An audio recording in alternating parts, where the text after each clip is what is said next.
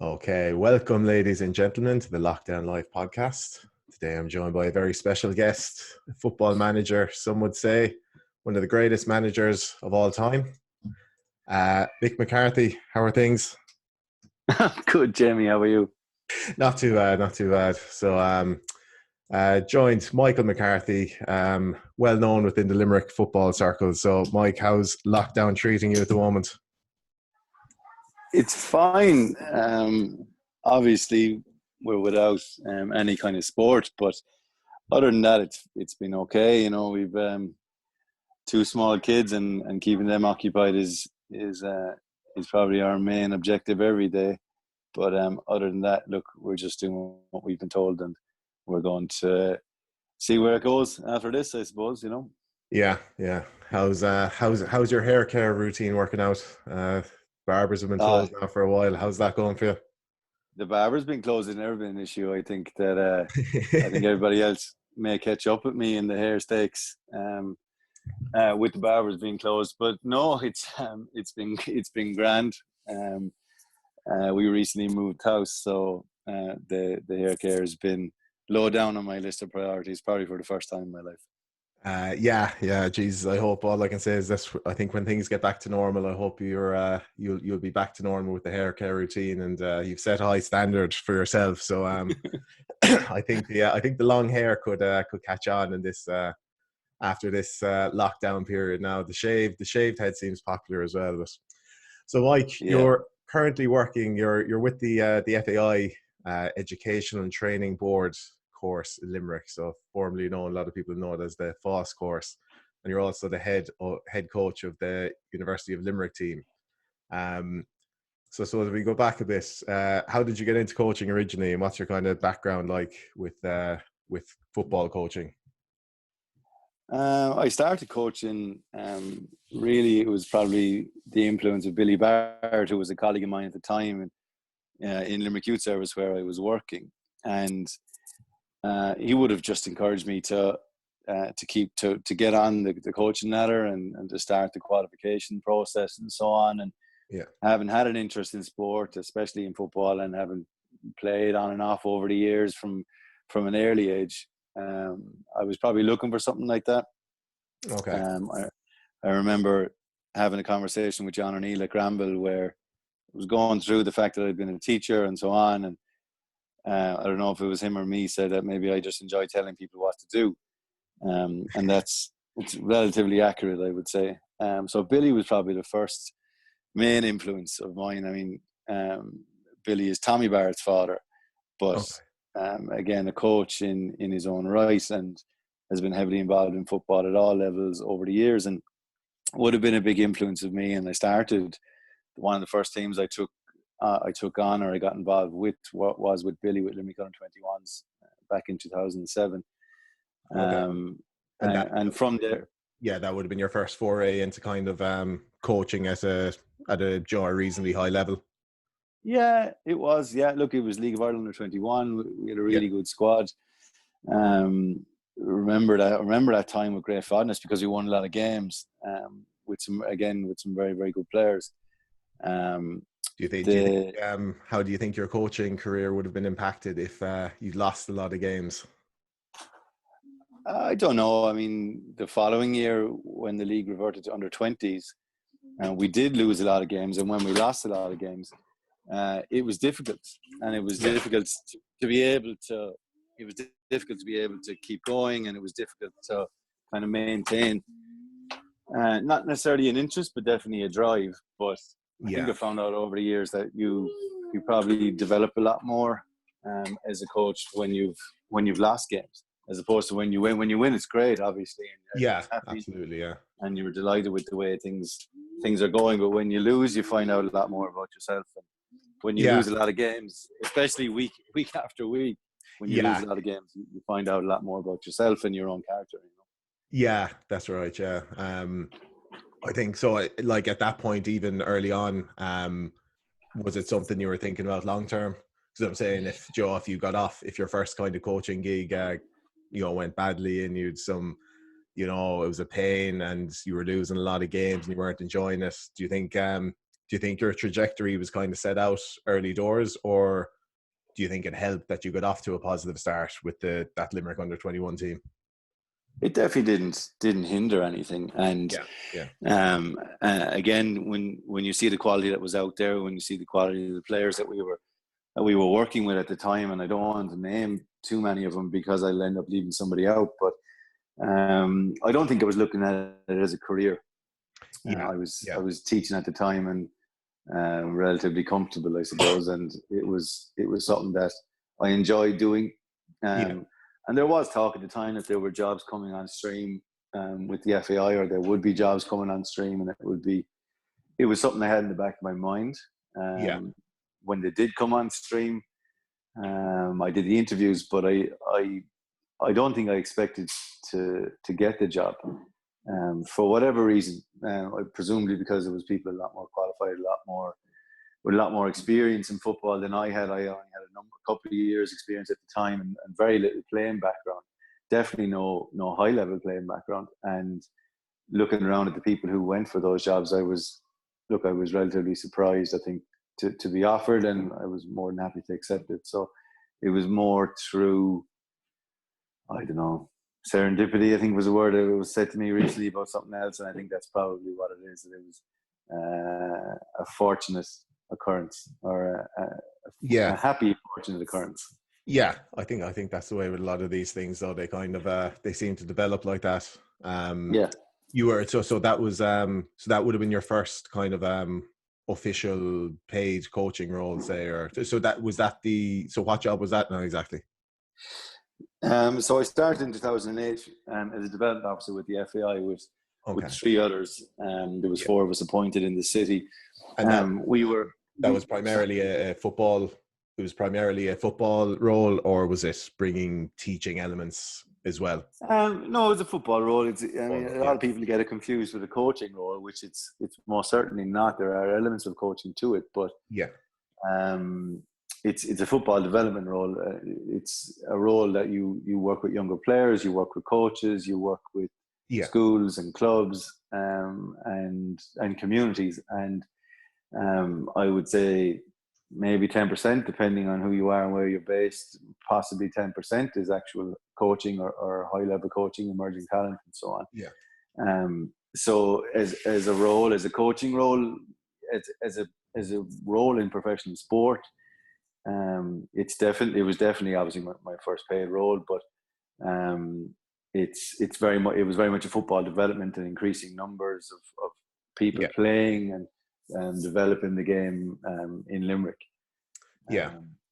So when you look at that side of things, the overall development of football, say, in Limerick versus specifically coaching and specifically managing and working with kind of squads of players, what do you think your skill set is best suited to, and what do you prefer yourself? Do you like a combination of both, or are you much happier just being out on the pitch, mainly coaching, mainly working with football players?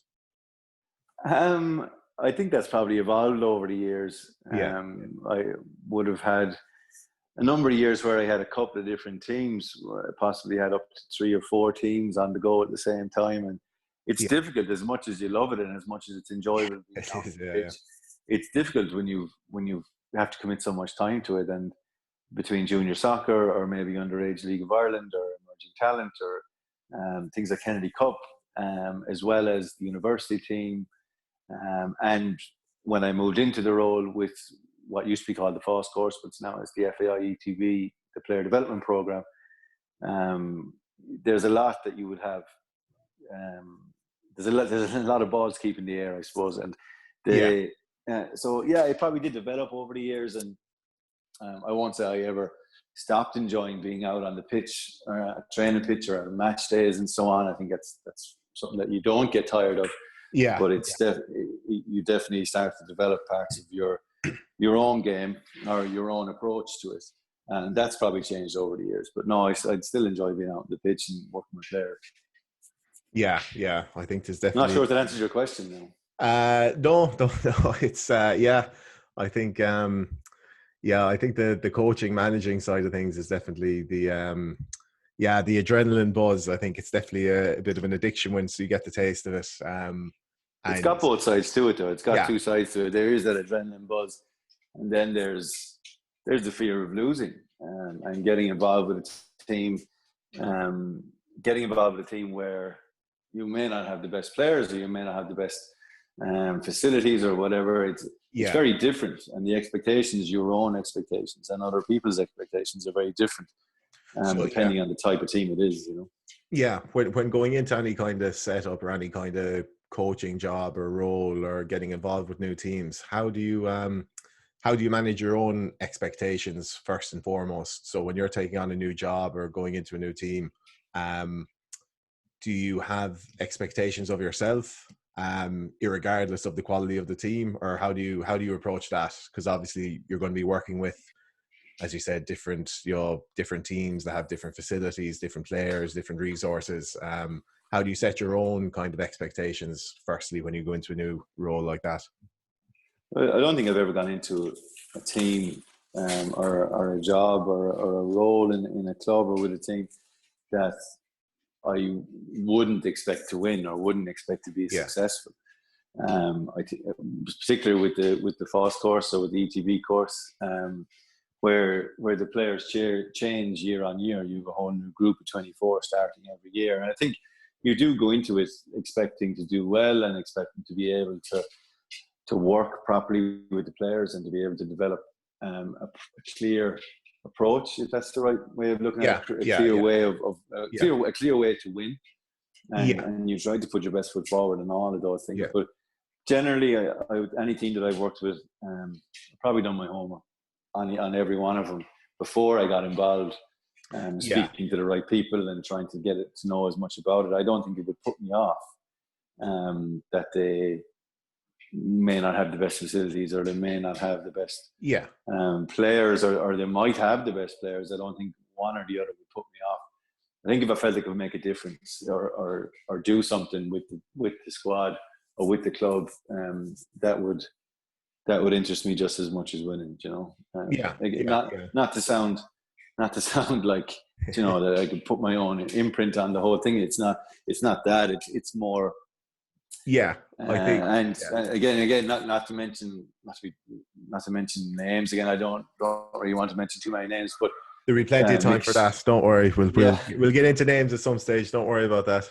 But it was a conversation I had with Mick Shield, who would have been involved with Limerick and Pike Rovers. That Yeah, he said, if you can leave the club in a better state than you found it, then you've done okay. And yeah, I don't know whether I could definitely say one way or the other. I wouldn't know as much about Mick and his teams as I would about my own. yeah, But I'd like to think that I've done that with a lot, if not all, of the teams that I've been involved in. And people may disagree, but it's yeah, nice to be able to look back fondly on times with clubs and with teams where you did improve. yeah. And I think, as you said, from your own point of view, when you're starting out in any of these journeys, I think that's if that's your kind of your own personal aim and expectation, I think that suits both you and the team well, because as you said, yourself, you can, even from season to season with the same teams, it's not always a linear growth, and it's not always building one block on top of the other. No, Just always you're work out the very way often you want. very often you're changing horses midstream, or you're trying to Yeah, adapt to different different surroundings, and that's football, where yeah, yeah, yeah. At players may every level, I leave, think. or you may have less access to players or to facilities or whatever than you may like to have. And look, again, it's very important. Definitely from my point of view, it's important that you leave a club in better shape, or you leave a team in better shape than you found it. But winning is still Yeah, your number of one course. objective, Yeah, yeah, by hook or by yeah. crook. So. Yeah. Yeah, I think so. I think that's the, at the end of the day, that's why the majority of people get It's why drawn we do into it. this. Yeah, yeah. Yeah, it's why we We do want to it. win. But yeah, I think it's important as well, when just because you don't win, it's not necessarily a failure. I think the approach and the process is often very important with all these things. It is, and that's probably gets overlooked. That again, if you can get players to a level that they may not have been at before, Yeah, and if you don't win something, it's obviously not what you're looking for, but it's a win of sorts. It's a yeah. win of I know. sorts. I think management at all levels are often judged unfairly on that. I think the higher the if you look at someone like Ranieri at Leicester, the higher you raise the expectations, then you end up doing damage to yourself sometimes. People don't always, Probably. you know. Probably, yeah. But It's an interesting comparison with Ranieri. I mean, he would have had some very good teams over the years, and yeah, maybe not won as much as he wanted to, but definitely as it went on, his own stock grew, and just speculating is possibly his own opinion of himself or his own opinion of his own ability may have changed in the process, and that opened the door for him to become more successful. I don't know if that's the case, but again, from the outside looking in, there's some evidence to it. Yeah, exactly. Yeah, as you said, it's difficult to know. Speculation only, but yeah. So so when did you start on the kind of the formal path to growing as a coach? So you're an UEFA A license coach at the moment. Yeah. So you would have started out with all the kind of preliminary badges, and then you would have got the UEFA B and the UEFA A. When did you start in the UEFA B course? 2010, I think. 2009, 2010. It was in Bunclody in Wexford. Okay. And I was lucky enough to be an imposter on a course that was initially run for the PFAI, and the space became available, and I took it.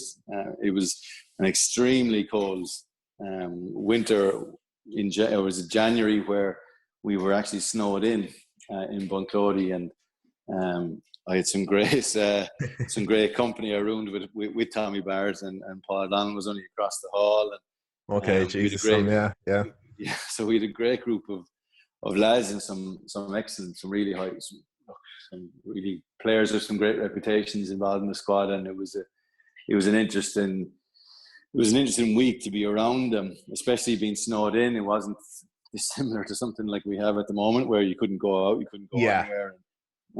It was look, it was good to be immersed in it. And I think when you do the courses like that, you can't do them on an ad hoc basis. You're in, you're completely submerged in the whole thing, and you learn or you don't, And a lot of the courses, and some coaches that you see on courses, they it's a little bit of a badge of honor to have it, and it is, but it's more than that as well, where look, you work hard to get this thing. It generally doesn't get handed to you on a plate. They're difficult, and they're difficult for a reason, and it's great that so many coaches are coming through now on the pathway and to get those qualifications. But like, you've got in Kicksat 1, or what would have been Kicksat 1, in the very, very first level of the coaching ladder, it's explained to you the theory of development, I suppose, is from Istvan Bali. I think it was a Bulgarian, I think I'm not 100%, sports scientist who decided that 10,000 hours was what you needed to commit for an athlete to become an elite athlete. It was 10,000 hours of practice, and you break that down over whatever, 10, 15 years, 1,000 hours a year or whatever, which is 20 hours a week. And I think if you want to be a UEFA B or UEFA A level coach, that's what you need to do. And just because you have the badge, yes, it means that you do have a UEFA A coaching license. But at the same time, you need to justify it then. You need to get out on the pitch. You need to be there week in, week out. And I had a conversation with someone recently about that, and I think I only may have hit my 10,000 hours, having been a full-time professional coach or involved in football for over 10 years. I think I only hit my one in the last couple of years. So I don't really consider myself an A licensed coach in the last number of years. And that wasn't because of success or lack of it. It was just contact time spent with the players, and time spent on yourself, and time spent on the training pitch. That's when you can consider yourself to be an A licensed coach. I don't think you can do it before that.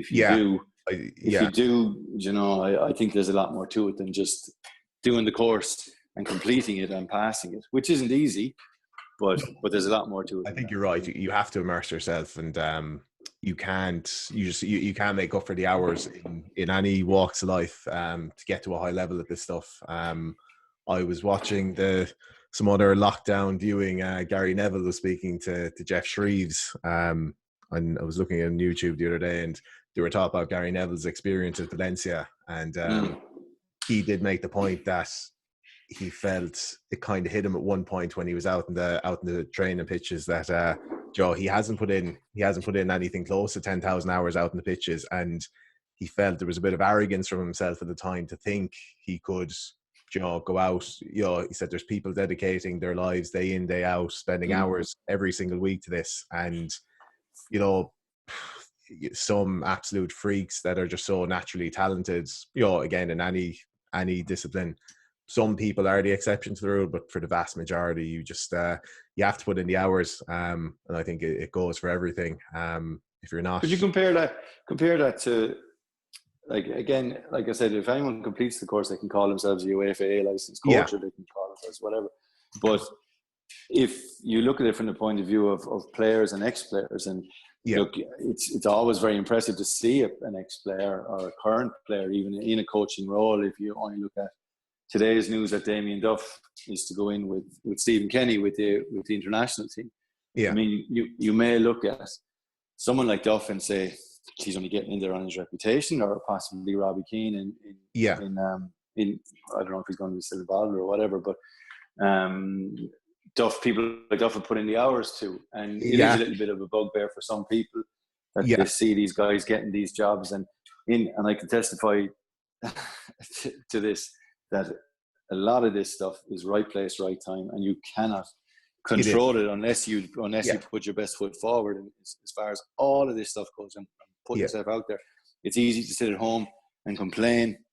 It's easy to sit at home and say, you know, sure, I've been doing my badges and I've been in college and whatever, and I have this, and there's Robbie Keane or there's Damien Duff or whoever getting a position ahead of me, and you're going, well, you know, what are you doing to put yourself in these positions to get yourself these jobs? You know, are you just sitting at home cribbing? Did it just fall into their laps? Is it right place, right time? And I think if you look at someone like Mourinho, who would have been a low-level player, who was a translator with Bobby Robson at Barcelona, and you look at people like that, you know, there isn't an easy road to this stuff. It doesn't just fall into your lap. If it does, you may get found out, you may not, you may grow in the job, but everything happens like that. It does, in life, no matter what it is. And it's a lot of it is right place, right time. And if you're not in that right place at the right time, you got to make sure you're in the next one, or you're up for the next one, or one after that, or one after that. And if you don't believe that's going to happen, then sit at home and cry about it. You know? I think there's so much luck and randomness in life that there's only so much you can control, but I think a lot of people aren't they're too focused on the things they can control than on the things they can. And with something like coaching, it's I know Damien Duff, he's been he has been putting in the hours. You know, he was the Rovers, doing the underage teams with Rovers. And it is just a case, you know, there is plenty of luck and right place and right time, as you said. But the big thing is, you know, life is long, and if you don't get this opportunity, there'll be more coming up. So you just have to make sure you're in a position to get them, and do yourself to position yourself so you can. So the jump then, so from UEFA B to UEFA A, so kind of technically the technical skills you learned on the UEFA B course, was there a big jump from, say, the kind of the Kickstart 1, the Youth Start, to UEFA B, and then UEFA B to UEFA A? Was there any certain point where you felt, Jesus, now they've kicked it up a notch here? In terms of technical development, or the tools to develop players technically, the coaching sessions and coaching techniques and methods and that kind of stuff. As far as the actual coaching skills they try to teach to you in these courses. Yeah, well, the Kickstart 1 and 2, or PDP 1 and 2 as they're called now, Yeah. the skills that you learn in those are involved in the coaching process, or you know, how to control a session, how to work with players at different levels, and but how to observe a session, how to spot something that might be going wrong, and how to step in and fix it. And that's been adapted over the years. And there would have been a lot of what was called stop, stand still, which players detested, and a lot of coaches didn't like it. But it was a tool that you could stop a session, recreate what happened, fix it, and then do it again. And it was really important to get that bedded down to start with. And if you don't do that, or if you don't nail that, or at least are in a position where you can develop that side of your coaching philosophy, or your approach to coaching, then when you get up to what was youth cert at the time, or B license and then A license, or I presume in the pro license, I haven't done it, but when you get to that level, it's difficult to be able to get across the tactical information or the approach that you want to take if you don't have those fundamental skills bedded down.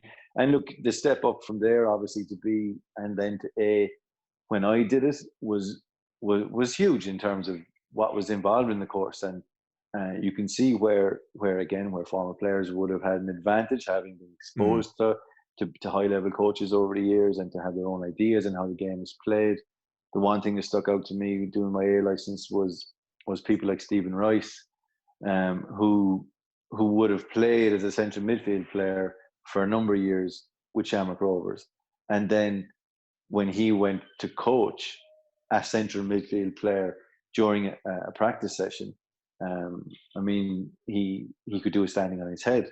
But the coaching process that he went through and the coaching points that he made are just as important as the knowledge that he has. And I think that's the same for a lot of players, a lot of coaches, or just because you haven't been a top level player, or even if you have, you still need to develop that side of delivering a message. I think, possibly speaking about myself as a teacher, having taught for a number of years before I became a coach, or before I started coaching, that type of transfer of knowledge, that if you have an idea that you want the player to execute, then there is a way of doing it, and shouting and screaming and stuff. It's not part of the game anymore. And you know, there's obviously arguments for and against about what you can and can't say to players these days, but definitely players learn in different ways, and it's a big part of the coaching courses where they introduce how people learn and how players learn. And it's often overlooked, and it's a crucial part of it, because if you're teaching the way you teach, or if you're coaching the way you coach, and it doesn't suit the player or the team or a group of players in your team, then it's not going to work. You're not going to get the message across. You won't develop that relationship with them, and ultimately you're not going to be successful. However you measure success, you're not going to be successful. You have to stay true to your own principles, no question. But players are as different as players are. All players are different, and all coaches are different, and you have to find that way. And I think the B license and A license did a great job of getting that across to you, that this is the way we do it, and you need to find your own way of doing it with the players that you have, and you have to develop that side of your approach to coaching. If you don't, then it's just not going to happen for you. You'll get frustrated with it, you'll walk away from it. But if you do,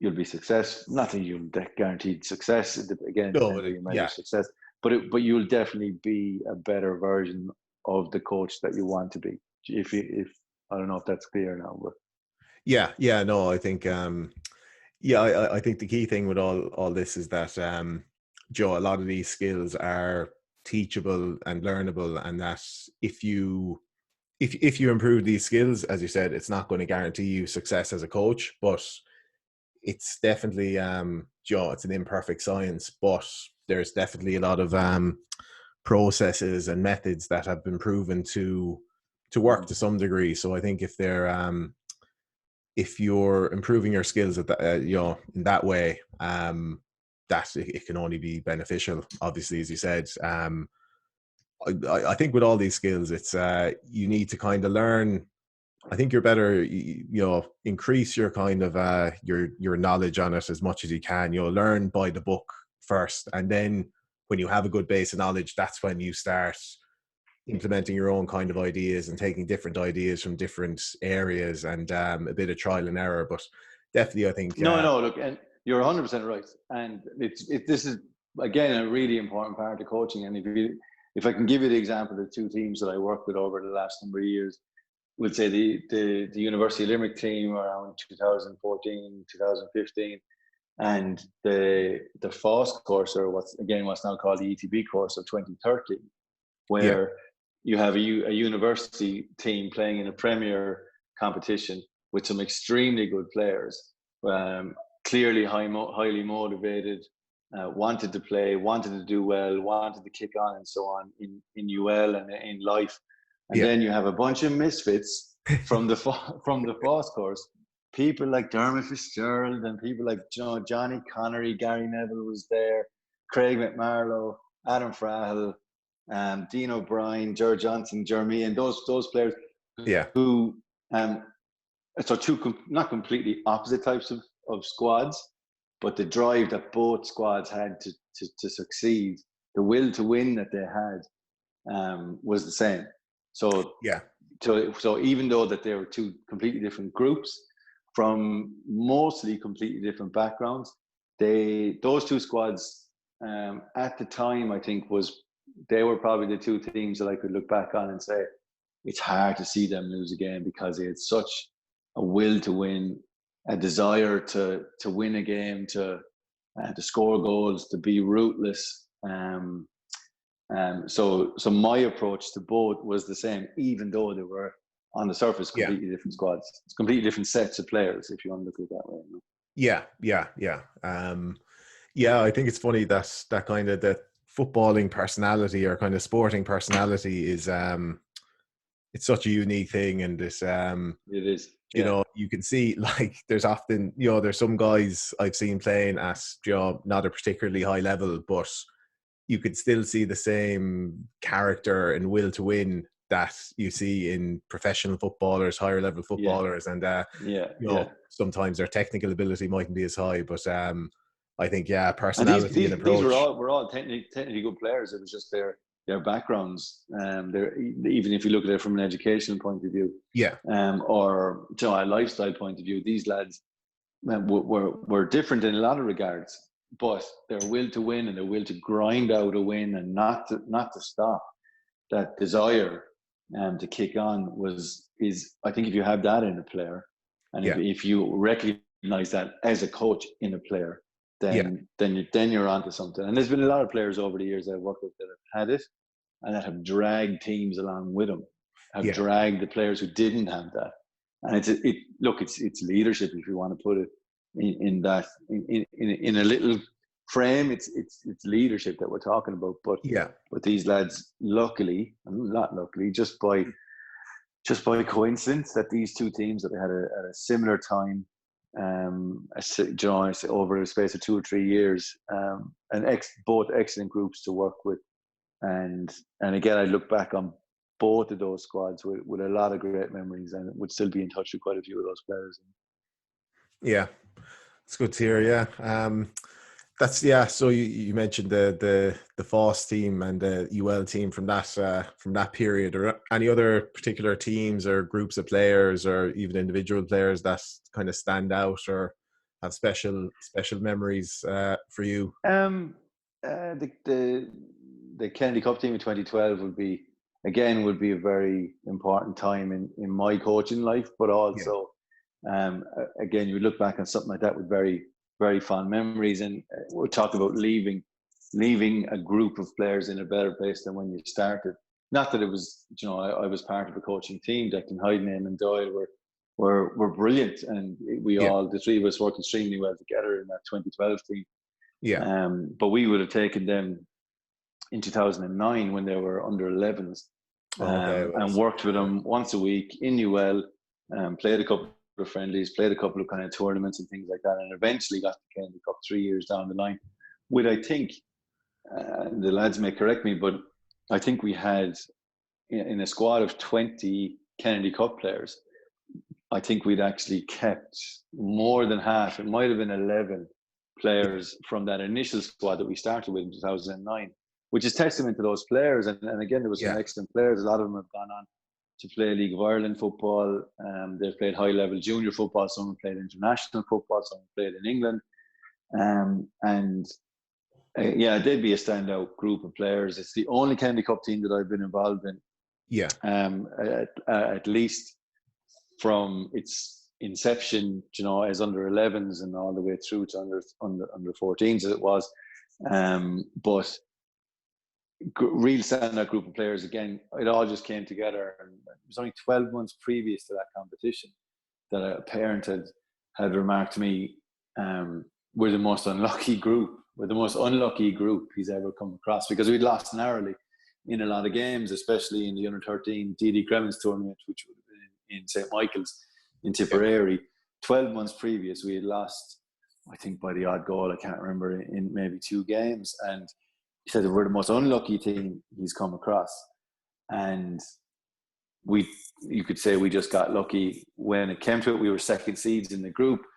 I think Longford were top seeds, and we ended up thumping Longford in the 3rd game to top the group in front of a large crowd in UL. And I think it's always a bit more special with the Limerick Kennedy Cup teams. It's definitely a special tournament. Anyone that's ever played it. It's possibly blown out of proportion. It's obviously a very important tournament, and the kids, again, it's a 3-year process, or at the time for us, it was a 3-year process to get into to get a squad ready for that.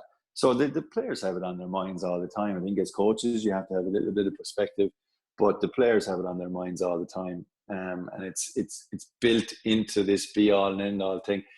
And it was a conversation I had with the UL squad this year. There was quite a few of the UL squad this year, as good as they were, and they were decent players this year, very good players this year. A lot of them hadn't played Kennedy Cup. So as important as it is, it's not the be all and end all, and you can still have a decent football life not having played it. The one that stuck out in my mind, and he probably won't thank me for saying it, but Adam Foley didn't play Kennedy Cup, and he's currently with Cove Ramblers. After playing with Limerick last year, and he may not thank me for saying it, but he didn't. And again, the type of player that he is now, and still has a lot to learn. He's doing extremely well, and he recognises that, and he works hard. But Kennedy Cup at that time was a very important thing. A lot of our players were spotted, or whatever you want to call it, off the back of that. And some were called for international assessment, some played international football, again, some went to England. So as a group, and I could name, if I had a photograph in front of me, I could name all of them. Again, good kids.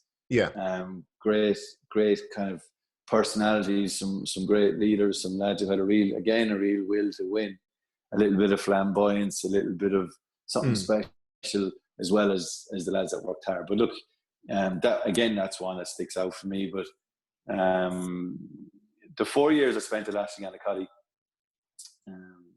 started in, and it was interesting. It was a point that you made a little while ago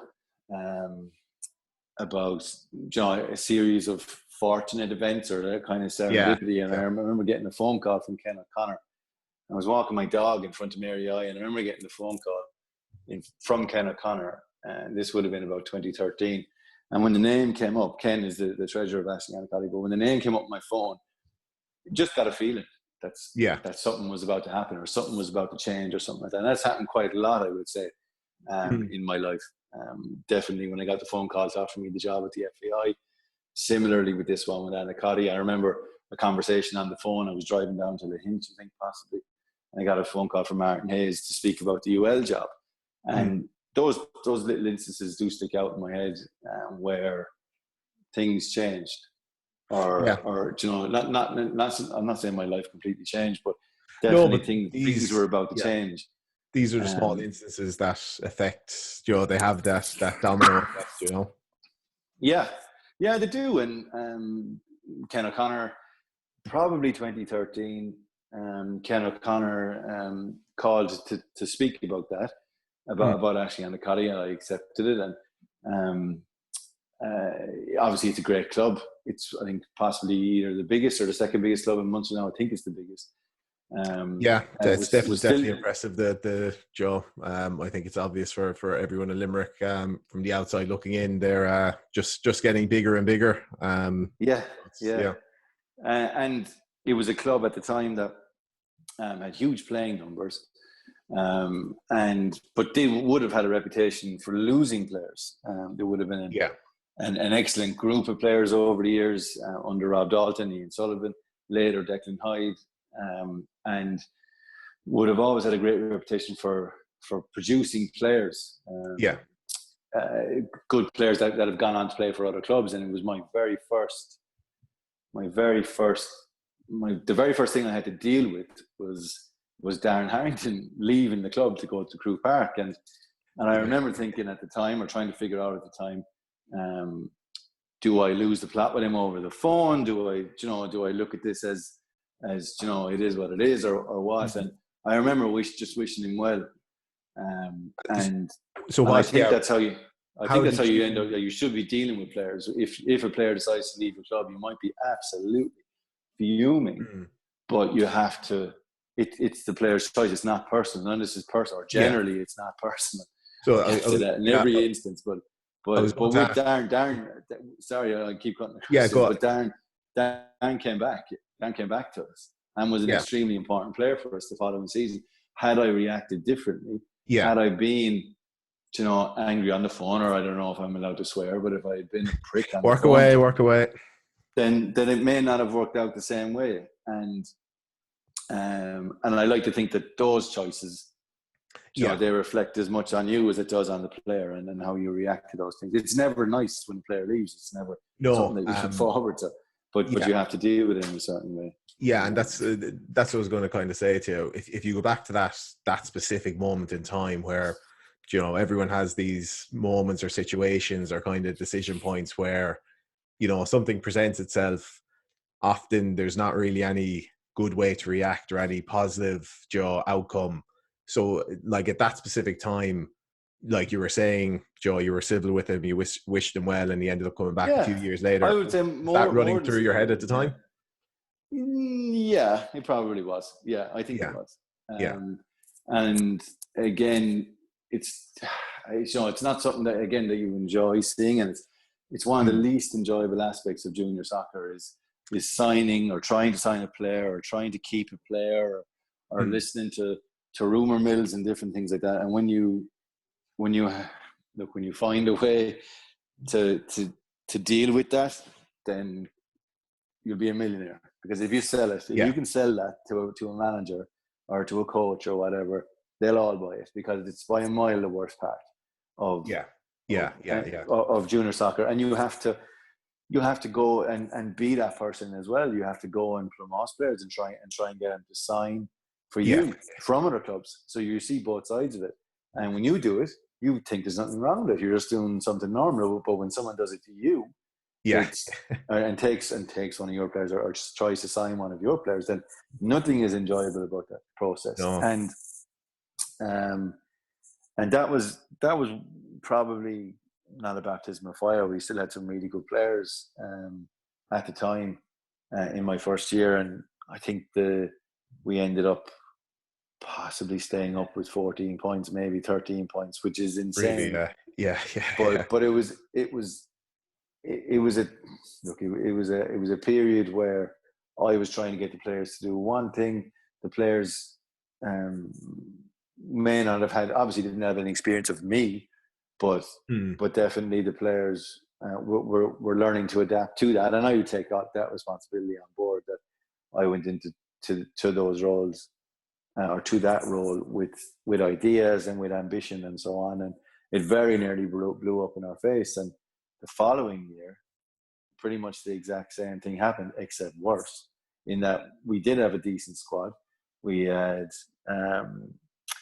Brian Colopy signed, and he played in goals, and Darren Nolan was scoring goals for us. We had people like Stephen Goggin in midfield and Darren Harrington. And we were actually a really good squad, but the wheels completely came off the bus. And it goes right back to one of the very first points that I said to you, that you learn more about who you are and who your players are as well when you're Yeah. losing.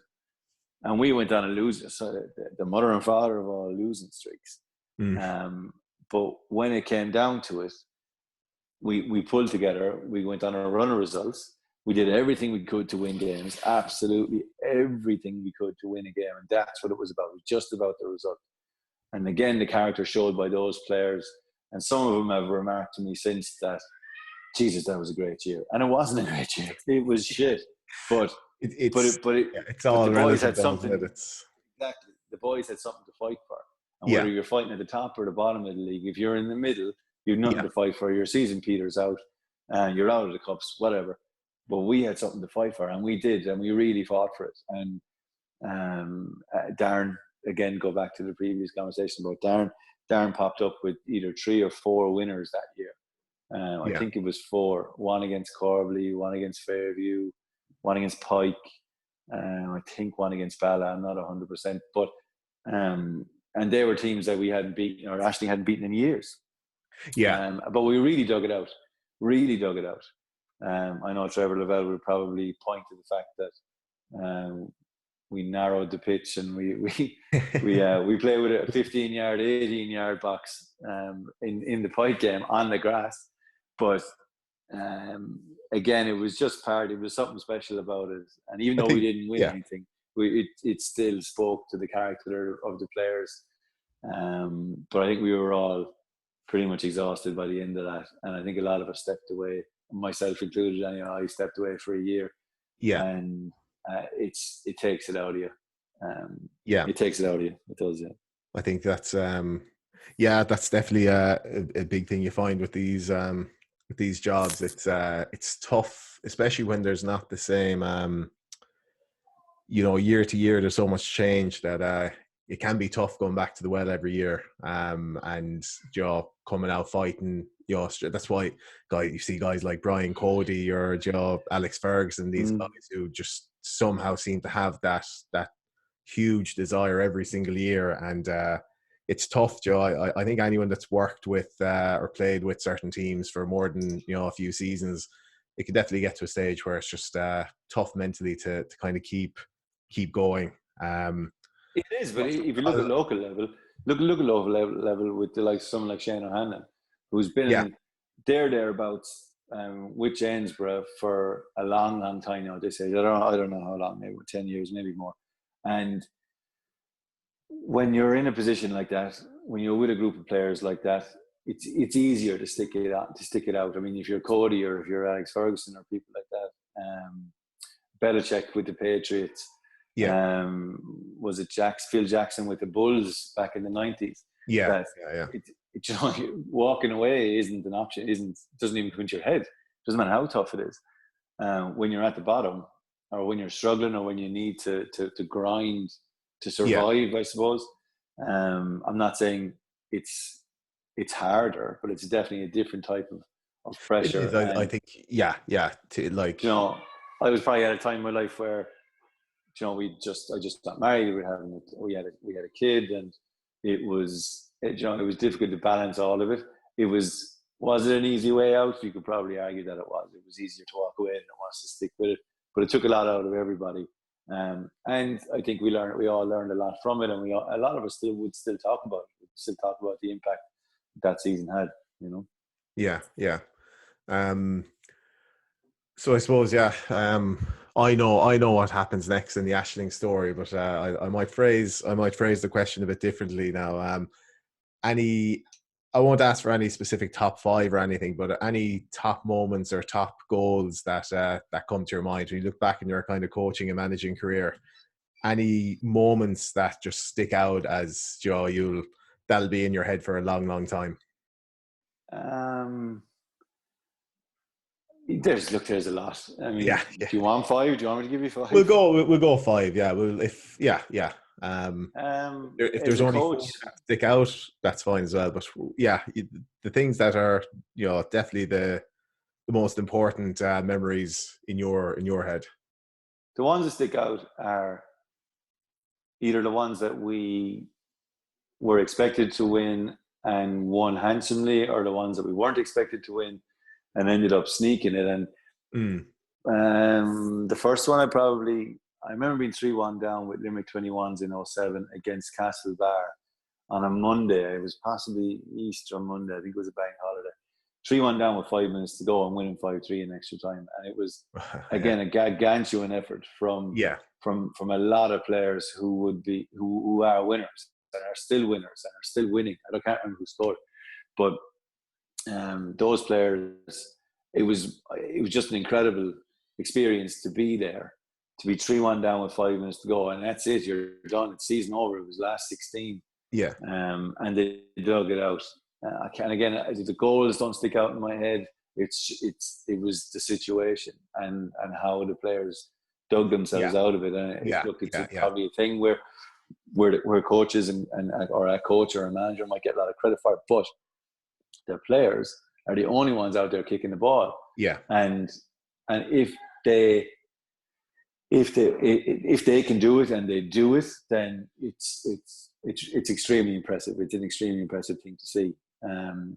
After that, I remember Sam Ward scoring from the halfway line, or almost the halfway line against Longford in the Kennedy Cup in 2012, and it was such an impressive thing. I think it was the third goal, just inside the centre circle, so just inside the half.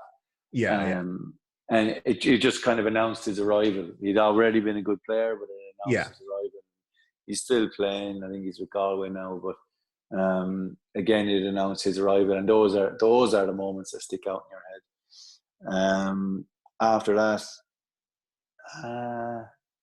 the 2013 final with the FOSS group that I had, or the ETV group that I had, again, we were 1-0 up and then 2-1 down and equalised in the last couple of minutes of the game, 3-2 down in extra time and equalised in the last couple of minutes of extra time. Again, it's just this refusal to lose a game that these players had, and won on penalties. And the reason that would stick out, obviously, it's a way to do win, but we won on penalties in the end, having been behind twice and with minutes to go twice. But our goalkeeper on the day was Barry Lynch, who was a right back, because our keeper all along had been Gary Neville and he was unavailable. So we won that game. We won that final, more to the point, in Dalymount Park, and on a great Friday afternoon. We won it with Barry in goals. Obviously, not even a third or fourth choice keeper. Barry's in Australia now, who would have played underage Gaelic football with Limerick, and a tough player, an extremely good player, but stepped up on those days. Everybody stepped up. Dermot played extremely well. Johnny Connery played really well. Dean O'Brien scored a couple of goals.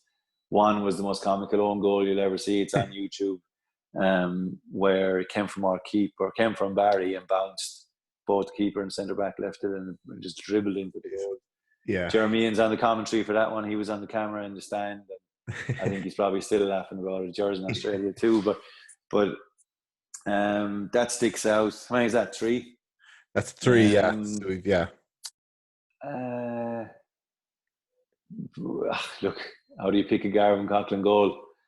For number 2, Garvin would have scored some spectacular goals over the years for US. Scored a lot of goals over the years, and Garvin was the focal point of an extremely good team. People like Jonathan Hannafin, Andrew Cowper, Brian Nolan for a couple of years, Peter Higgins, Joe Collins. I don't want to keep naming them. AJ O'Connor. I don't want to keep naming them because I'm going to leave somebody out. So every team that we've been involved with has been extremely impressive, and all extremely important players. From the keepers all the way up to the last sub, or even the unused sub. But Garvin scored. He scored from the halfway line against UCD in a Collingwood Cup semi-final in Maynooth. 3 years ago, I think now. This is maybe 4 years ago. And again, you're against UCD. You've got League of Ireland level players, and here's this guy who, again, one of the most talented players I've ever seen, the most talented goal scorers at least that I've ever seen. And he scores from the halfway line against the League of Ireland goalkeeper. I think he may have been playing League of Ireland at the time. I can't remember. And again, it makes your jaw drop. And you wonder if you've just seen this. And there's a sense of disbelief even among the euphoria, among the joy after scoring, even though we lost the game in extra time. But that was to go 1-0 up in a huge game, and you start Yeah. to believe. I think it's funny how the mind works. You can still pinpoint that moment and think of the hope and the belief you had at that point in time, even though it didn't work out. And you'd love to say, yeah, and you went on to win the semi-final and win the final. It's those just snapshots in time where you can read the memories of the feeling of the players on the pitch, the people on the sideline, the opposition. Like, look, it's difficult to pick out even 5 goals, because when you start thinking about it, I could probably pick out 3 other goals at least that Garvin scored for UL, or that Dean O'Brien might have scored for Fall, or people like Dermot Fitz, a free kick that Dermot Fitzgerald might have scored, or a goal that Clyde O'Connell or David Hannon or James McGrath or anybody might have scored over the years, or a performance they might have put in.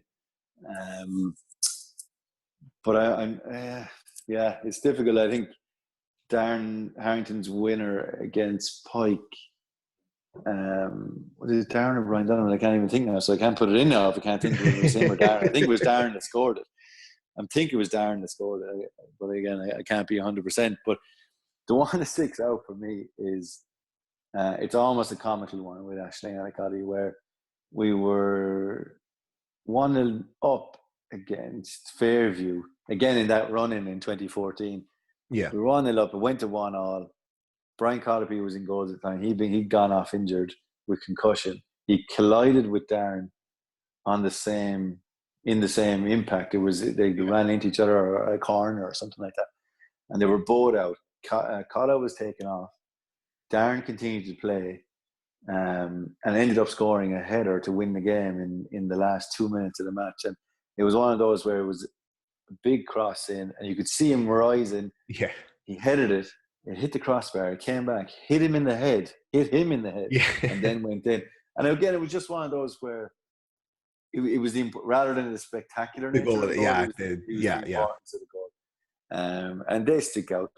I couldn't limit it to just 5, but that's one. It might be number 1. They may not be in order, but it's the feeling that you get, and obviously you don't score it yourself, and nothing can replace the feeling that you get from scoring it yourself. Yeah. But that particular goal was a lifeline for us. Yeah, and as well as that, it was a winning goal in the game in under those circumstances, in a tough place to go in the Ferry Green, where I think Aisling hadn't won in 20 years the match up. But yeah, look, there'd be 5 that would be up there. I presume you want me to say number 1 was Evan O'Connor scoring the winner in the 2-week final. No, that's perfectly up to you. It was a great goal, but it was a brilliant goal, and obviously wanted to win a final in extra time. But that particular game, it's the fear afterwards that you're going to lose it from here. That's difficult to explain. Where you're 2-1 up in a final, again, massive underdogs. Yeah, and against a really good Janesville team. Who had won the year before and champions that year as well, I think. And who had tonked us 8-0 only a couple of years previous to that, 2 years previous to that, in the same competition. Massive underdogs. Boys really knocked it down. Everyone stepped up and played well. But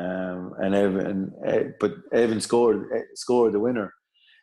But the feeling after that, with possibly, I don't know, 15 minutes still to go, maybe 10 minutes still left to go, that supersedes the euphoria. Very quickly. Interesting. Very quickly you go, right, we can only lose it from here. We can definitely go and win it. It's funny. It's the kind of, like, that's why, again, sport, it evokes so many of these emotions where, depending on the circumstance and the goal, it can be relief, it can be joy, euphoria, or it could be just fear then of, okay, Jesus, this is it now. So that's why, different points of the game could definitely influence your your thinking at any given time. Okay, so we'll go on. Worst refereeing decision you've ever seen? Do I need to name the referee? That's at your discretion. I won't name the referee. I'll read worst refereeing decision or most personally frustrating refereeing decision that you've witnessed. It's difficult to pick one. Again, there's probably a lot out there, a lot that I've come across over the years. It's a difficult one. I remember, I think,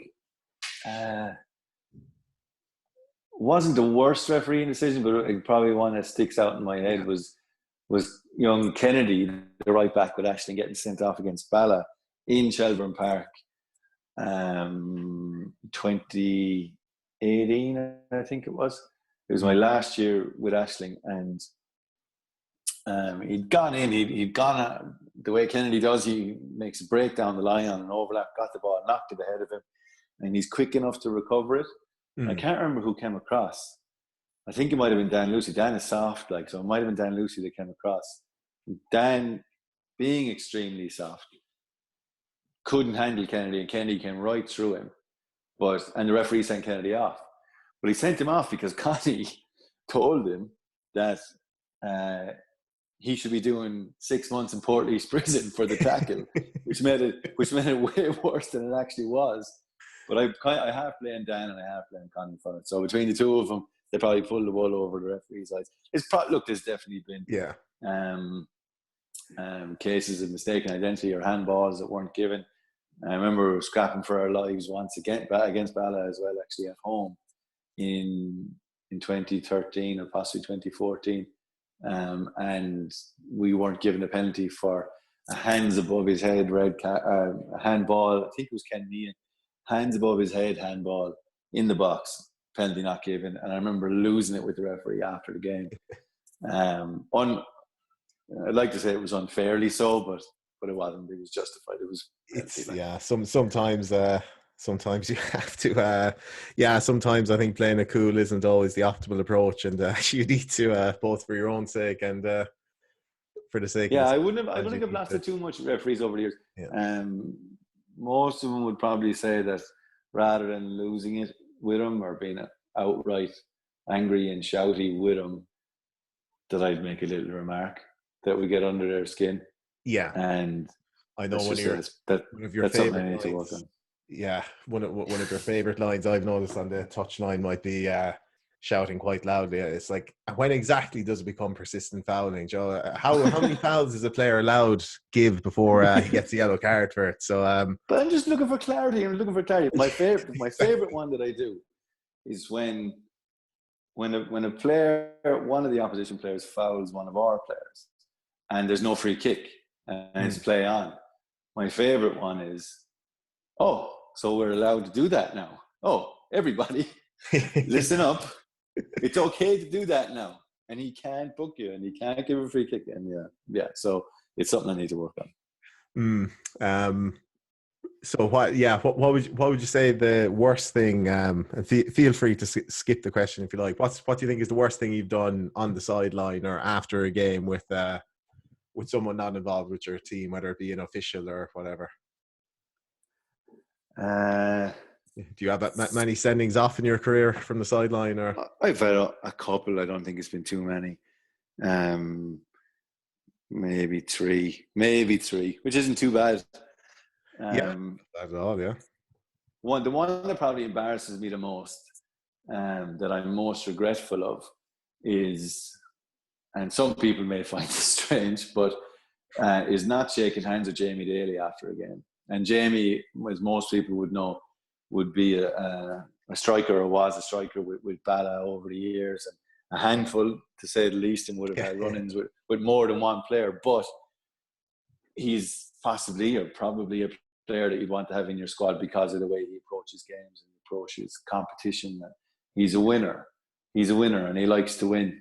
And I've probably only gotten to know Jamie a little bit over the years, but I wouldn't have known him at the time. Yeah. And after a game, I remember refusing to shake his hand.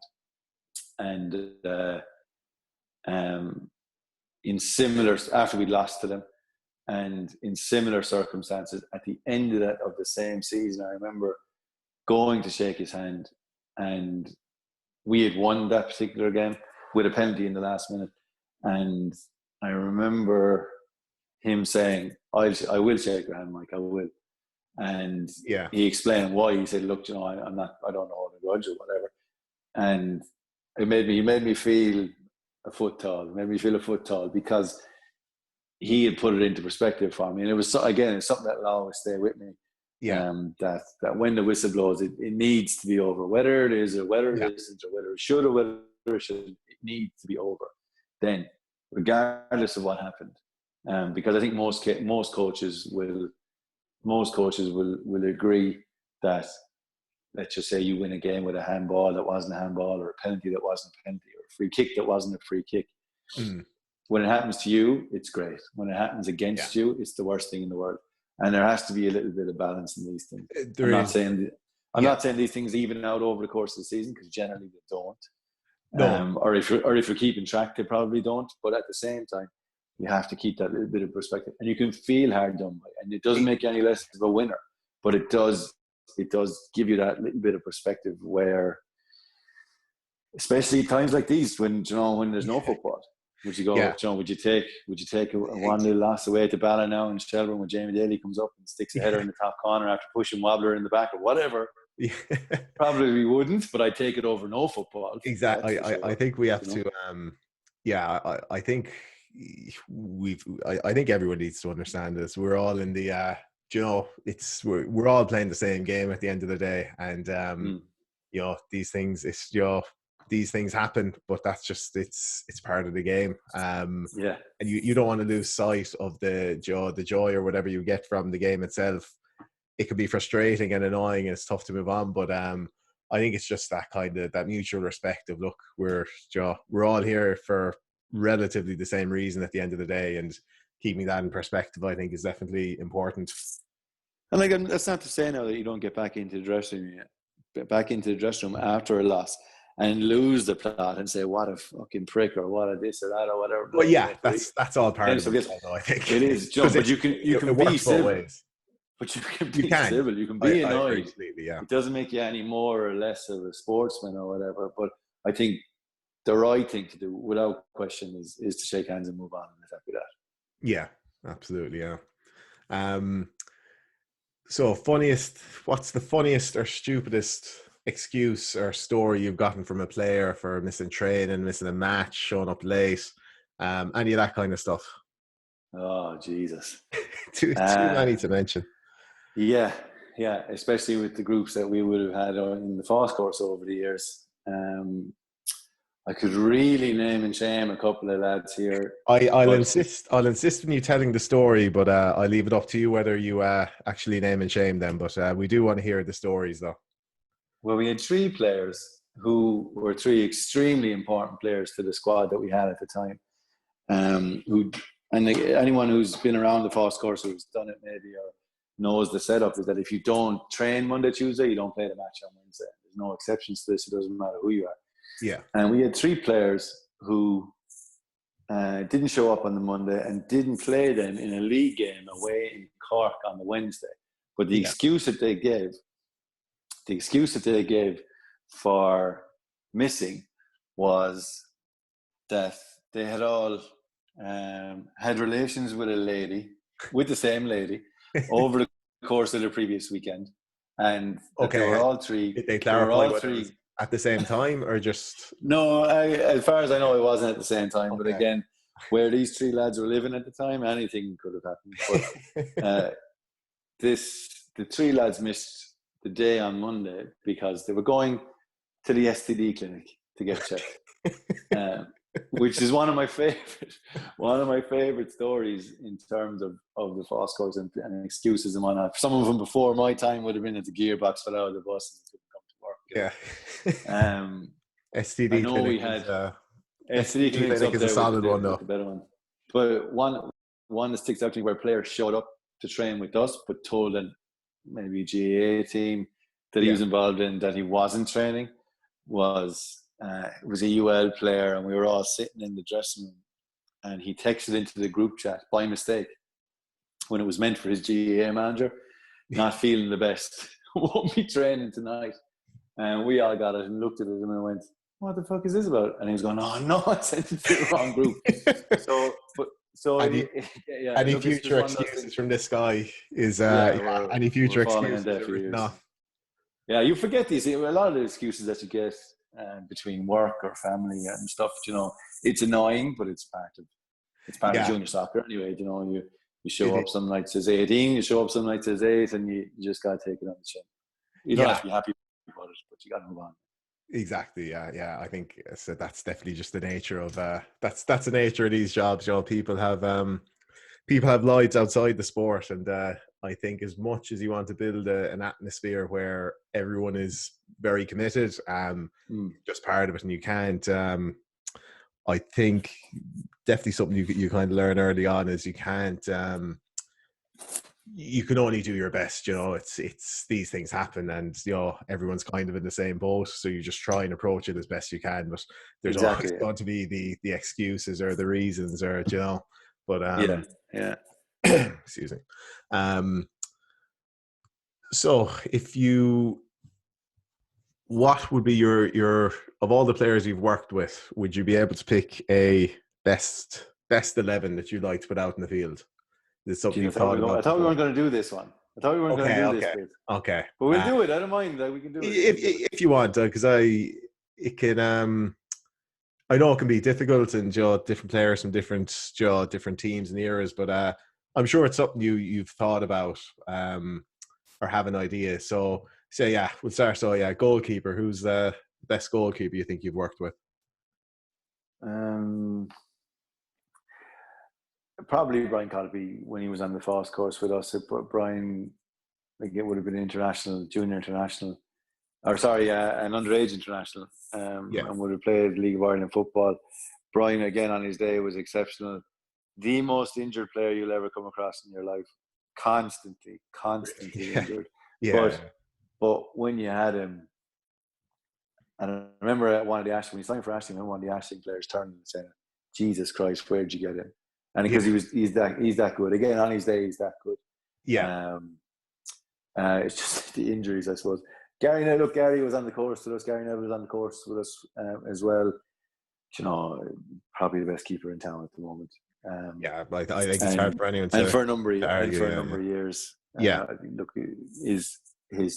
His mantelpiece, I presume, alone will tell the story of what he's achieved in the game. But Collar, I would put probably slightly ahead of him. Collar on his day.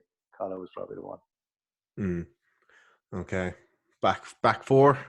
I assume you're going to back four. Back four, yeah. AJ O'Connor, I suppose, right back. AJ and UL with Fairview now. I think was called up to the most recent junior international squad as well, which is great for him. Good, yeah. Tough to argue with AJ. Yeah, he's and you could put AJ anywhere. You could probably put him in any position. But AJ would stand out for me. Really exceptionally good player.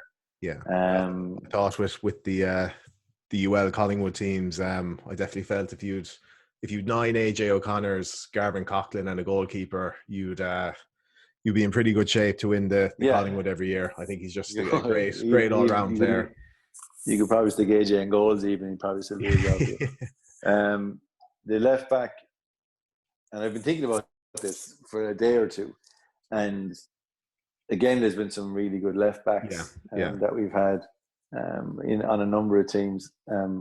Probably Barry Hooton is the one that sticks out for me, and Jonathan Hannafin was an excellent left back, but Barry played for me in UL and in Ashton Annacotty, and was a huge part of that squad. And most people remember Barry because he had a long throw, but Barry was one of the toughest. Some people remember him because of his funny name, Mike. Mostly, some people will remember him for his funny name, but people remember him because of the long throw. But Barry was quick. He was strong. He had a frame. He has a frame.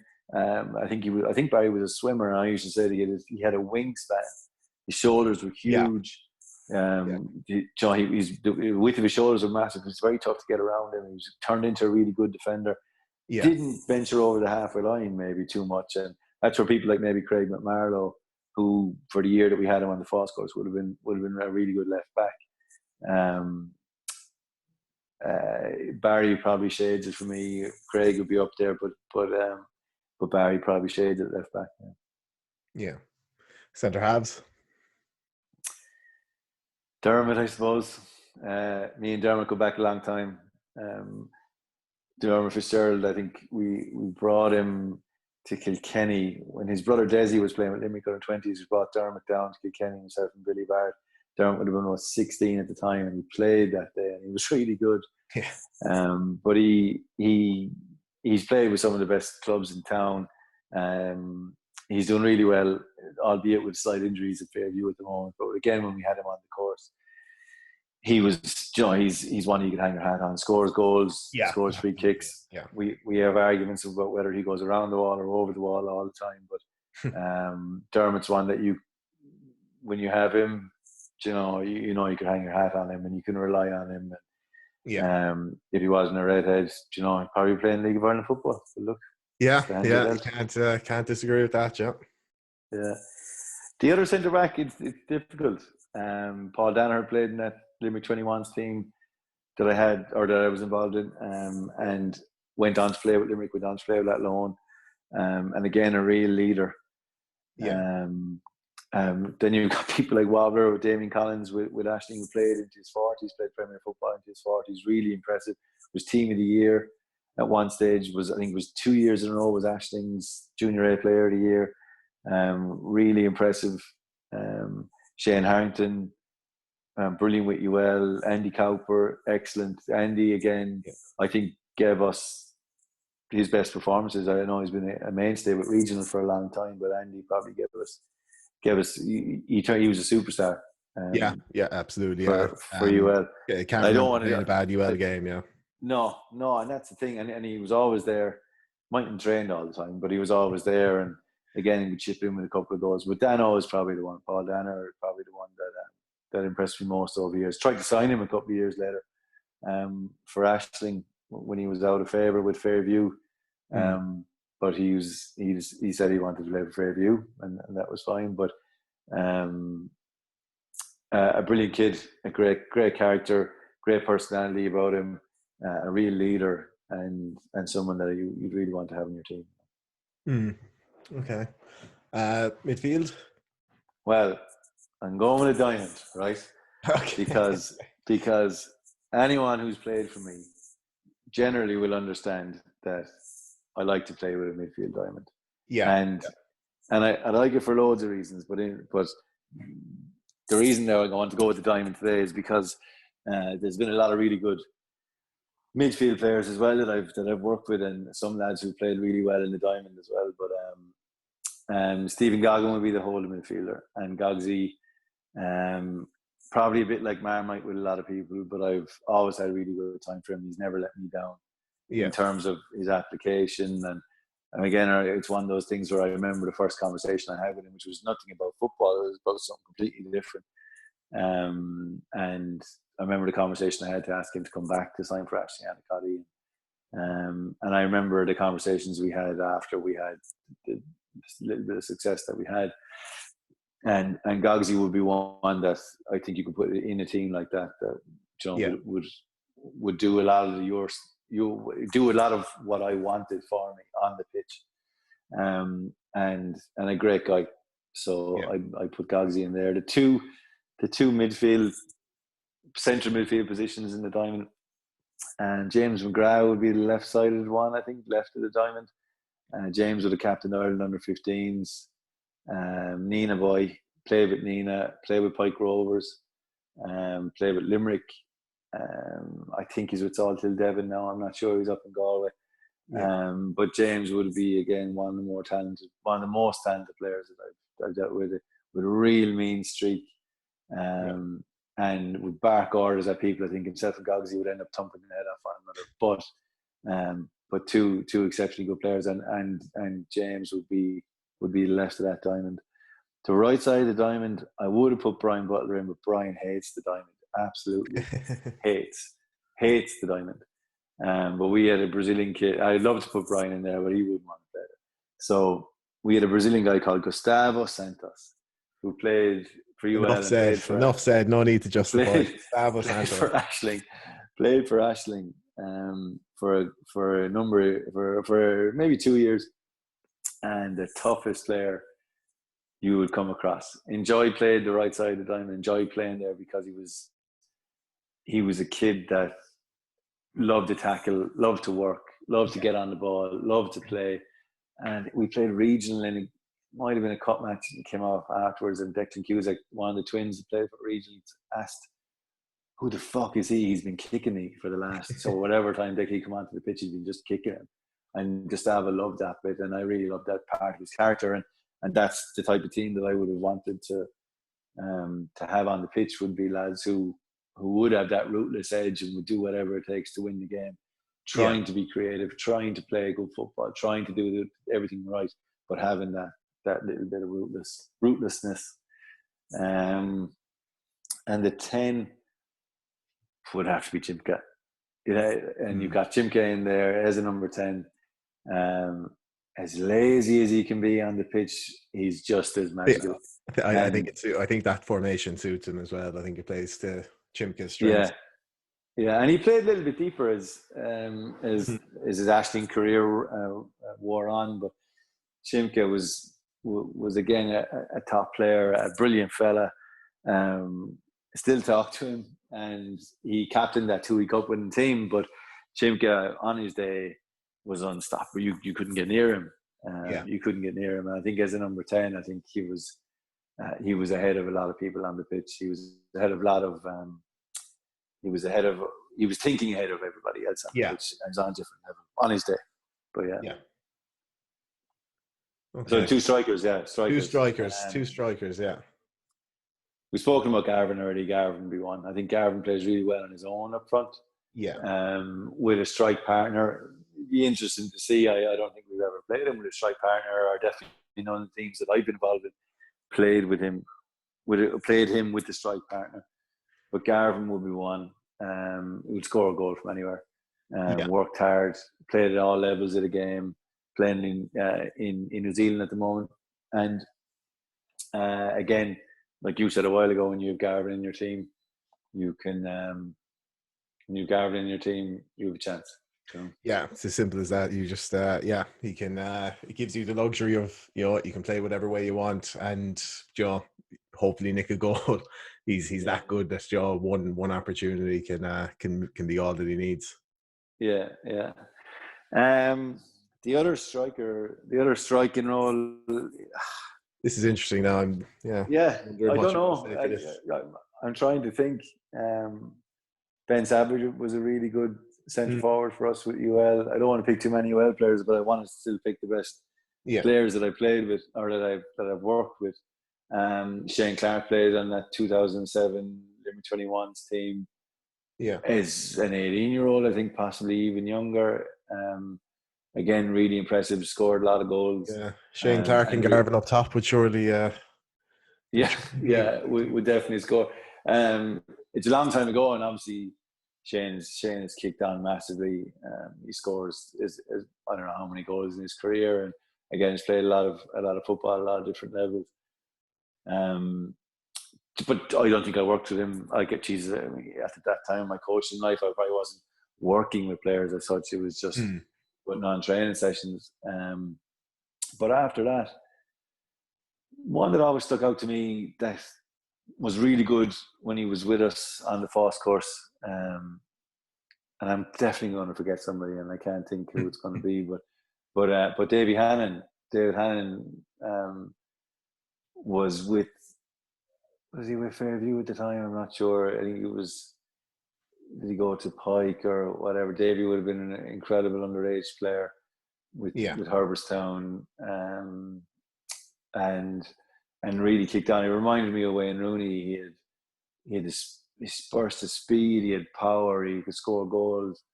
And it's hard to go and say, would he work well with Garvin? I don't think he would.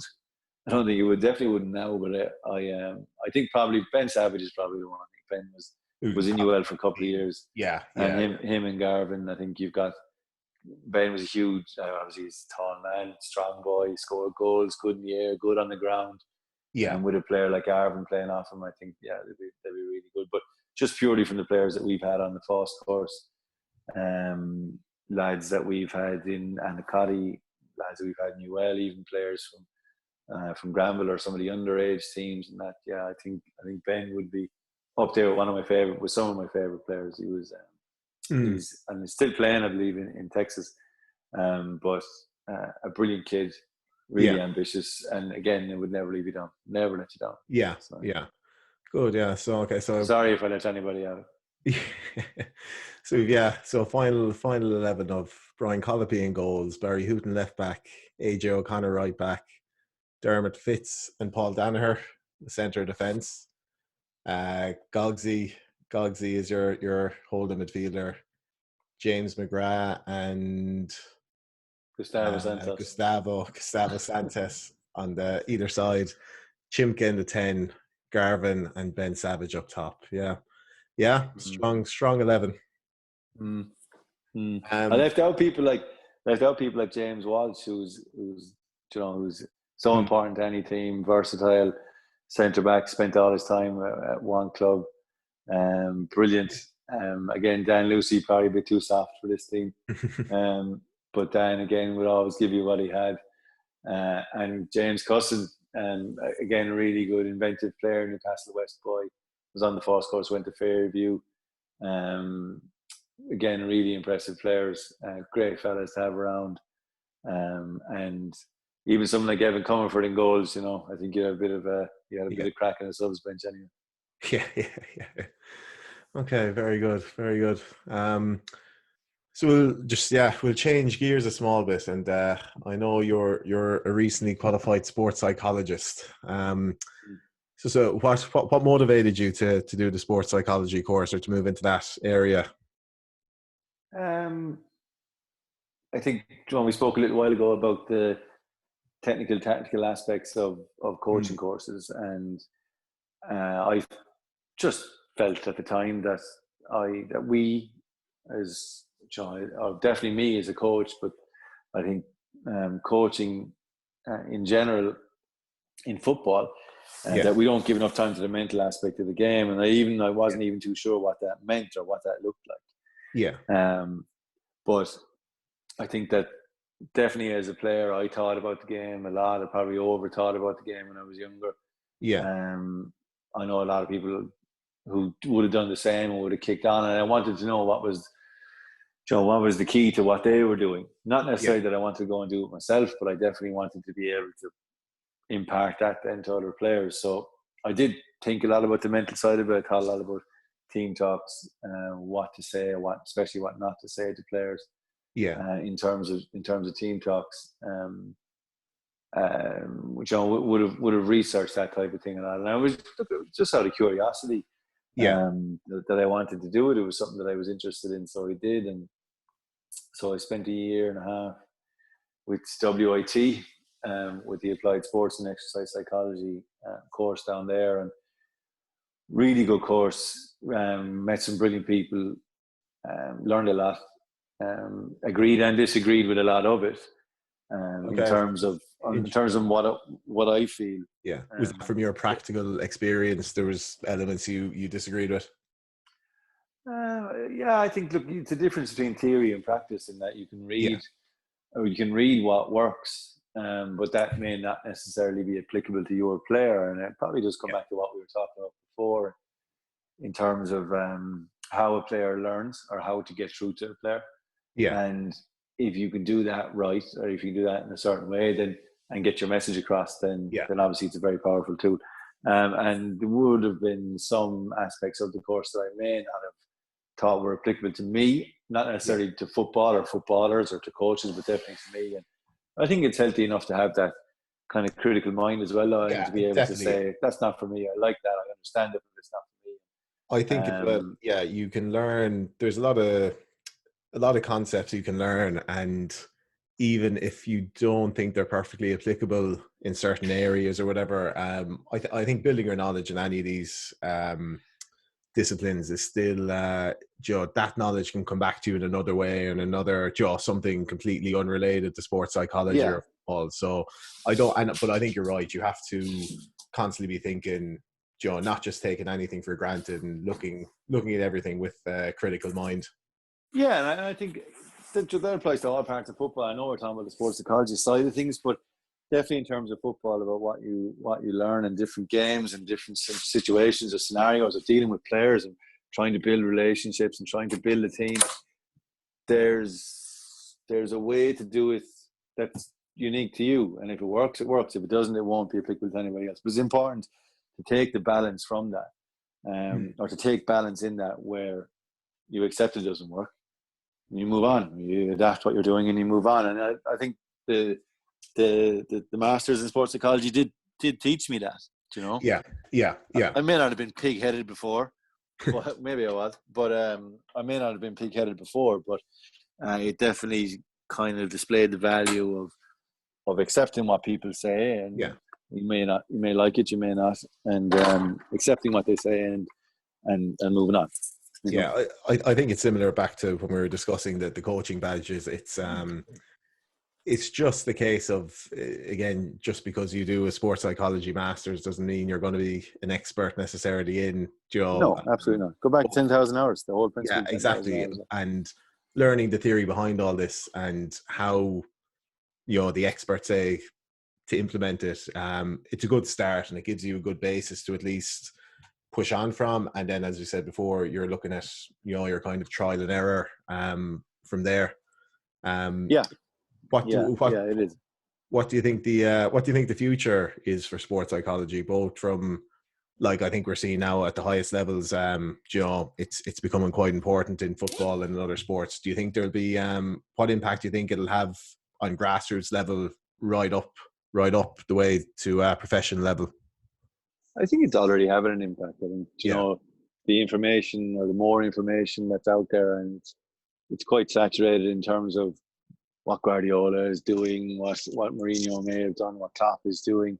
It's quite saturated, and there's enough information out there for people to kind of have their own opinions on what sports psychology is and what it does and how it can help a player or a coach. But it's obviously being used at the highest level in Sport Ireland with the Olympic Council, with a lot of, if not all, inter-county GAA teams, with a lot of rugby teams. I think less actually, so probably in soccer, but definitely some of the League of Ireland clubs are using it. I was going to say that I think it's something as as soccer people, it definitely seems like something that it's just something like golf. I think it's quite obviously the psychological element of golf. I think it's quite clear and obvious why it could be so important in a sport like that. Do you think football or soccer specifically, do you think it's underutilized it so far? It depends on how you look at it, and some coaches may give it no thought whatsoever. I was lucky enough that Tommy Barrett saw a value in it last year. I did a little bit of work with Limerick off the back of that, and I think you've got different types of coaches who will place different value in it, and the same with players. As some players will eat it up, and some players just, it wouldn't be for them. And again, you accept that and move on. Yeah, I think some players are naturally. I think different players struggle with different things. Same as physical attributes. Some players can not do any conditioning work and eat what they want and will still be off the charts in the fitness test. Whereas other fellas, if they're having fucking 1 or 2 Big Macs, that's it. So I think psychologically, some people are just very strong. Doubt doesn't enter their minds. They don't feel pressure just naturally. But I think most players do feel some degree of pressure at some part of their lives, or some part of every game, or some games, or big games and whatever. And the way I look at it is that if it was me, I'd throw as much mud at the wall as I could and see what stuck. And if the mental aspect of the game, or thinking about it in a particular way, or changing an approach to something in a particular way, if that was to positively affect your game, then why not do it? Exactly. If you want to be the best, then why not do it? It really isn't for everybody. It really isn't for everybody. Some people are completely dismissive of it, and it's not something I've ever thought about. If players don't want to do it, then they don't want to do it, and that's all. Yeah, But yeah, I've been lucky enough that any players that I've worked with, young and old, that they've been appreciative of it, yeah, that they've been on top of it from the psychological point of view, that they've been appreciative of it, that they've accepted what I said or what we agreed, and I'd like to think it's positively affected the game, their game, their yeah. approach to games. You're right in what you're saying. Football as a sport doesn't embrace it at the moment. Outside of the top Yeah, level, I think it it's going to doesn't change, though. I embrace it. think, yeah, Well, I think if you're looking for an edge, if you're looking for yeah, something that somebody else isn't doing, or if you look at the top coaches and the top clubs and top teams and top players and what they're doing, then if it's good enough for them, it's good enough for anybody. yeah, I'm looking at it purely from a point of view of, not purely from a point of view, but I'm definitely looking at it to positively affect how I'm coaching players, getting yeah, the message across, as well as working with them one-to-one on a psychological basis. And again, that's where the theory comes in, that you do learn as much as you possibly can about it, mm, about the different aspects of it. You're talking about what people call choking, how to affect that properly, how when the game's on the line, talking about clutch performances, mm, and that's just performance based stuff. But you're also talking about, like we've mentioned a couple of times, about finding the balance in the whole thing. And if you lose a game, yeah, that you do try to learn a little bit more about yourself than you do when you win. You tend to reflect a bit more, because if you win, then there's yeah. nothing wrong.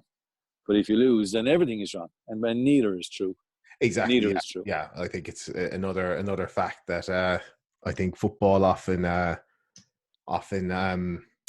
doesn't realize a lot. I think you see it with pundits, Joe, mainly, where yeah, if a team loses, it's everything is terrible, everything is wrong. But if you win, it's all rosy, and they say it's a results business. And I think it's true in one way, but you can definitely approach it. You're not your analysis shouldn't be 100% dictated by the result, though. No, it is a results game, and everybody wants to win, and everybody strives to win.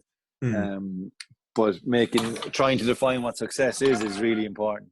And if Yeah, you're trying to define what success is by only winning, winning you're trophies, missing a trick, I think. then Yeah, there's only one team going to be successful. However, if you look at possibly, if you look at the Premier League, if you look, getting into Europe, a team like Leicester obviously going on to win the league was yeah, a massive thing.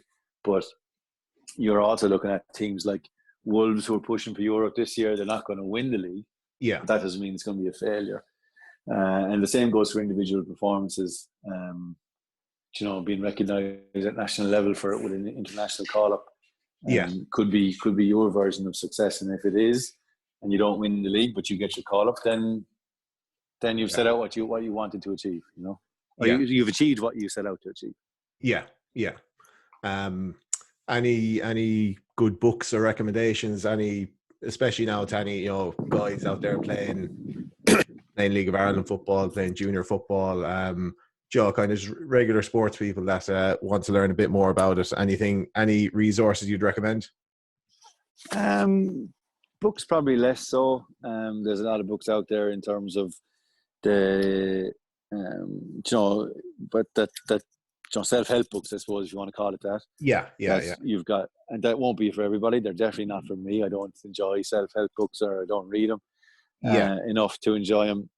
But the one that I often go back to is, I can't even remember who wrote it now, but it's Edge. It's called Edge, or it's Leadership Secrets in Football, where you've got people where the author has gone to different clubs around the world and seen how they've become successful. He uses Graham Potter as an example when he spent time in Norway, about how he became successful just by taking what they had and using that as an edge, rather than complaining or rather than focusing on what they didn't have, whether it was money or quality players or facilities or whatever. They took what they had and became successful based on that. And there's a lot to learn from that type of thing. There's a lot to learn from it in terms of who you are, that maybe you're not playing at the top level, maybe you're not an international player, but that doesn't mean that you don't have that one thing that's going to make you a better player. Do you have that bit more hunger, for example? Do you have that bit more of a drive than a guy who's already been a professional player? And I spoke to a player recently about that, about the the use of sports psychology in England. He's playing with a League One side in England, and Yeah. I was expecting him to say no, that there's nobody does it. No, Jesus, what are you talking about?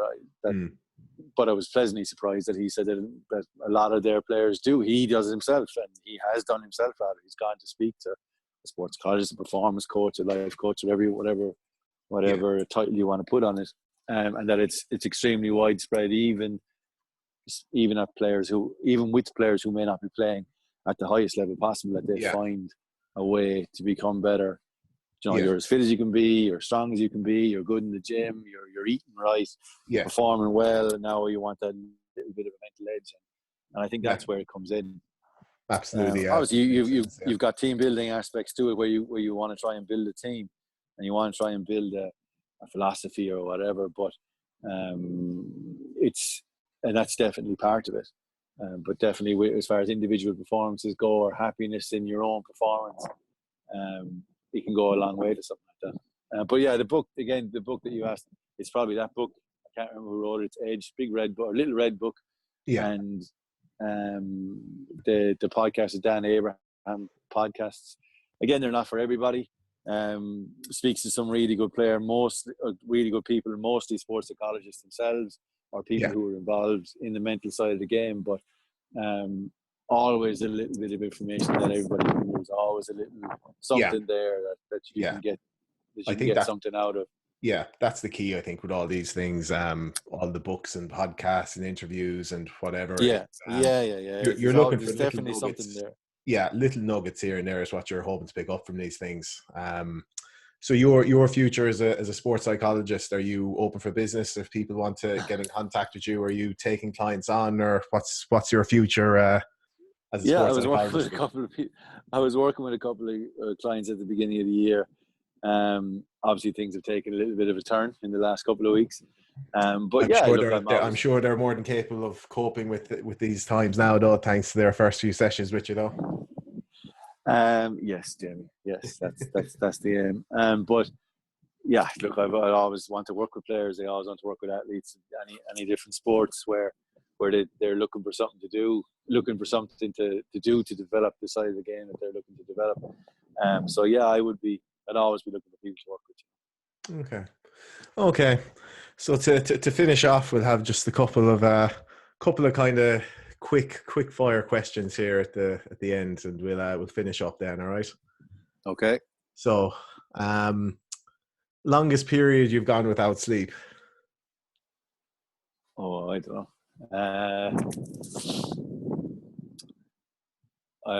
It would have been a number of years ago, probably over a day, probably over 24 hours anyway, but not much more than that. I wouldn't be renowned as a party animal, Jamie. Nothing. Okay, no crazy stories there. Okay, we tried.